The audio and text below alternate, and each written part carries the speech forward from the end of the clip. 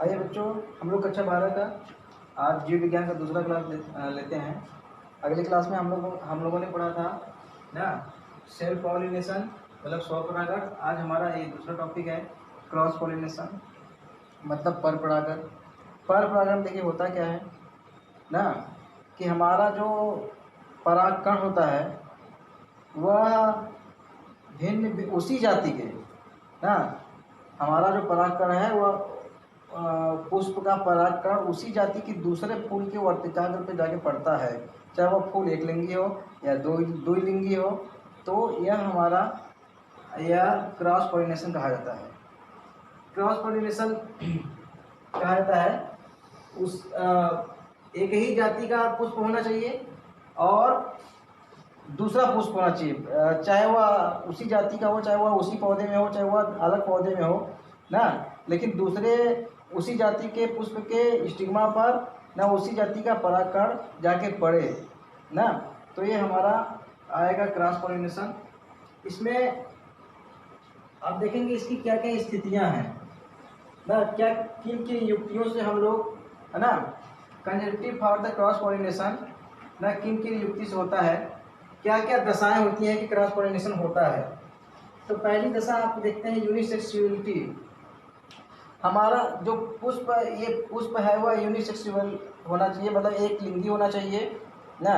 एक लिंगी का मतलब एक ही पेड़ में ना नर और मादा फूल अलग अलग हों ना, या फिर ना अलग अलग पेड़ में नर और मादा फूल अलग अलग हों ना।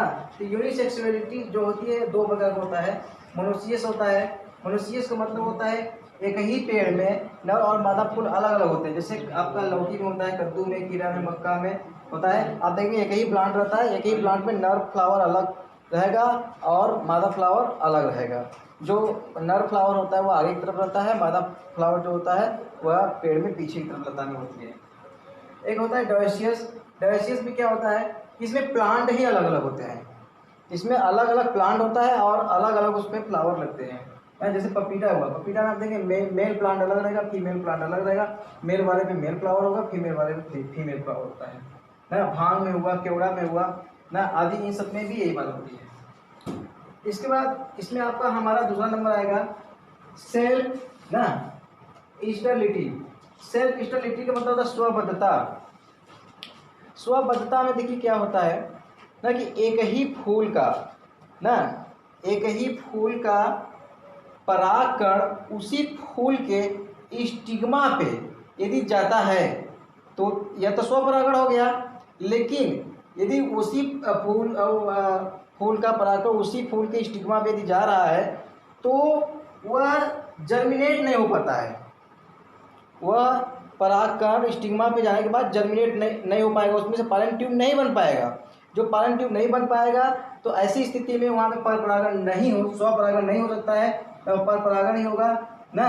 वहाँ पे दूसरे फूल का परागकण आएगा तो जर्मिनेशन होगा और आपका फर्टिलाइजेशन होगा, पॉलिनेशन आराम से हो जाएगा ना। जैसे आपका झुमर लता में है, आलू में है, तंबाकू में है, मालवा में है, आदि में इस तरह से होता है। तीसरा आपका पॉइंट है सेल्फ पॉइजनिंग। सेल्फ पॉइजनिंग का मतलब इसमें होता क्या है ना कि जब किसी दूसरे पुष्प का परागकण ना उसी पुष्प के किसी पुष्प का जो परागकण है उसी पुष्प के जब स्टिग्मा पे आगे पड़ता है तो ऐसे में क्या होता है, पूरा फूल सूख जाता है।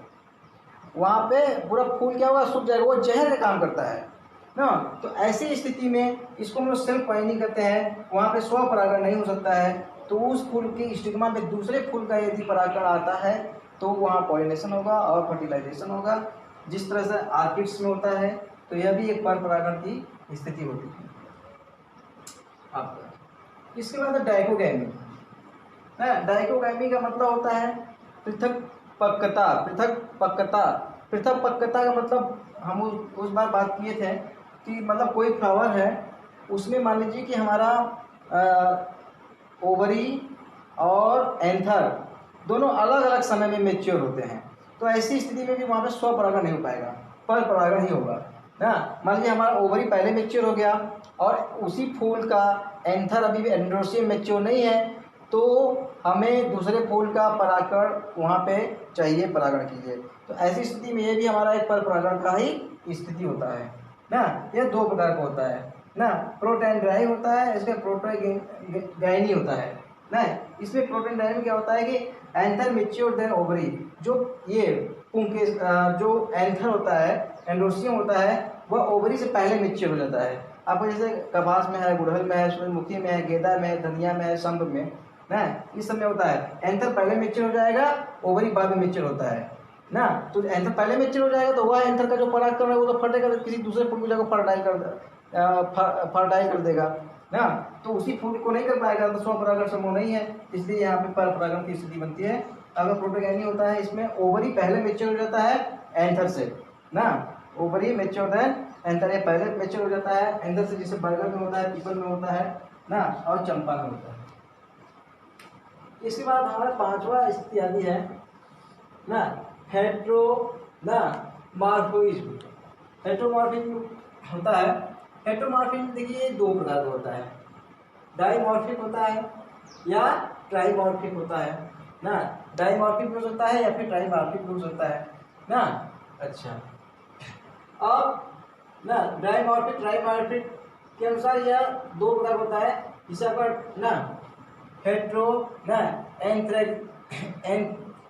एंथ्रीव, इसमें क्या होता है, डिफरेंट फ्लावर, भिन्न भिन्न फूल के एंड्रोसियम भिन्न भिन्न लंबाई में होते हैं, भिन्न भिन्न फूल के एंड्रोसियम भिन्न भिन्न लंबाई में होते हैं। ज़्यादा लंबा हो गए ना, मतलब उनकी लंबाई कुछ इस तरह से मतलब कि नहीं है कि उनमें ना स्वपरागण हो सके, तो ऐसी स्थिति में भी पर परागण होता है ना। दूसरा ना हेट्रोस्टिलिटी होती है, इसमें क्या होता है, भिन्न भिन्न पुष्पों के जो ओवरी है या स्टाइल है वह भिन्न भिन्न लंबाई के होते हैं ना।